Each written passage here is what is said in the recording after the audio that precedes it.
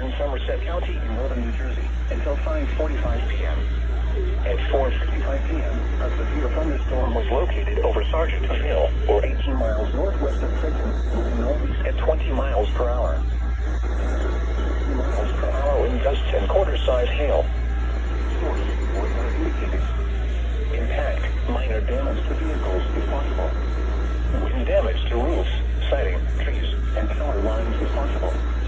Locations impacted include Fleming, Highbridge, Clinton, T-Peck and Gladstone, Glen Gardner, Lebanon, Holly Farm, Far Hills, Sargent Hill, Clover Hill, Annandale, White House Station, Sandbrook, and Bernardsville. This includes the following highways: Interstate 78 in New Jersey between mile markers 13 and 30. Interstate 287 in New Jersey between mile markers 22 and 23.